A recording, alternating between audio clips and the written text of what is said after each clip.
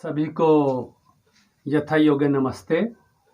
मैं आचार्य सूर्य प्रकाश शास्त्री, विषय व्याकरण हिंदी संस्कृत और प्रसंग है आज का कवि कबीरदास।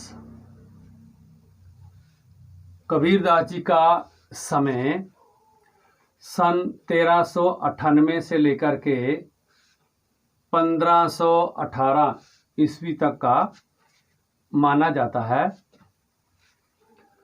और आपने जो कार्य किए हैं वो हैं जैसे छुआछूत, जात पात, ऊंच नीच, धार्मिक आडंबर, बहुदेववाद का इन्होंने कड़ा विरोध किया है। इनकी रचनाओं का जो संकलन है उसका नाम है बीजक, जो 3 भागों में बांटा हुआ है, साखी, शब्द और रामायणी।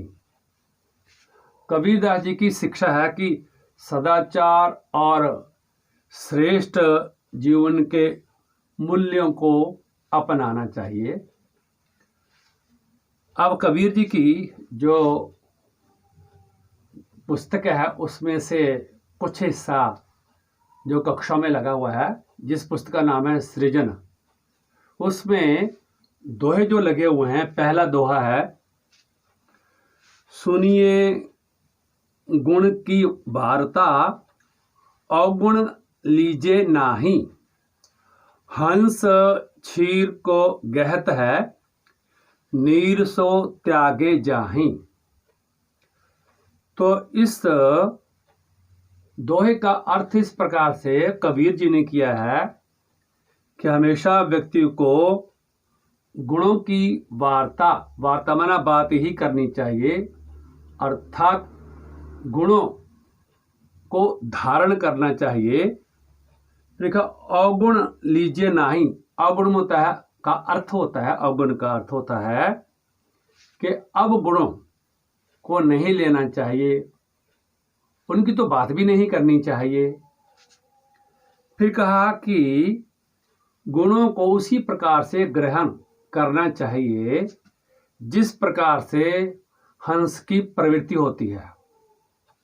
हंस की क्या प्रवृत्ति होती है कि उस हंस को दूध और जल मिला करके कच्ची लस्सी बना करके उसे पिला दी जावे तो हंस क्या करता है कि जो दूध है उसे ग्रहण कर लेता है और जो पानी है उसे त्याग देता है।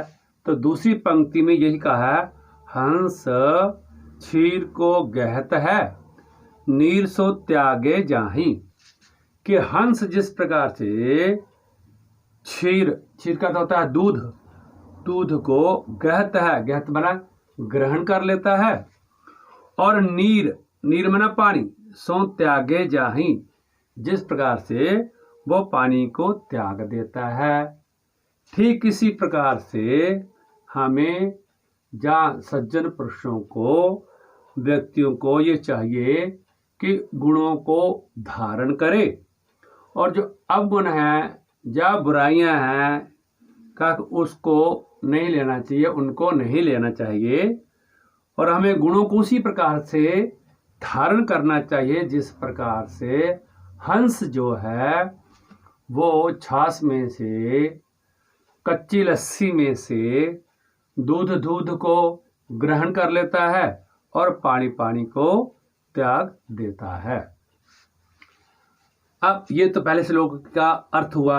अब दूसरा दोहा, तो दूसरा दोहा इस प्रकार से कहा गया है, जाति ना पूछो साधु की, पूछी लीजिए ज्ञान, मोल करो तलवार का, पड़ा रहना दो म्यान।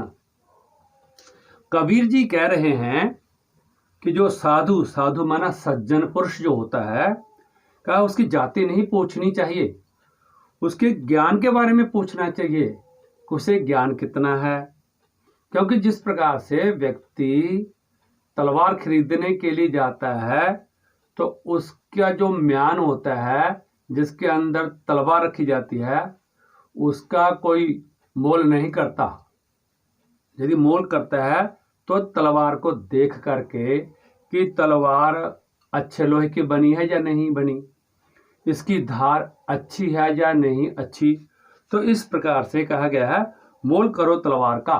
मोल जो होता है वो तलवार का ही होता है, और म्यान जो होती है, जब उसका कब्र होता है उसका मोल नहीं होता है। ठीक इसी प्रकार से कहा कि जो सज्जन पुरुष हैं उनके अंदर ज्ञान कितना है ये देखना चाहिए और उसे अंगीकार करना चाहिए, स्वीकार करना चाहिए, ना कि उसकी जाति पूछनी चाहिए।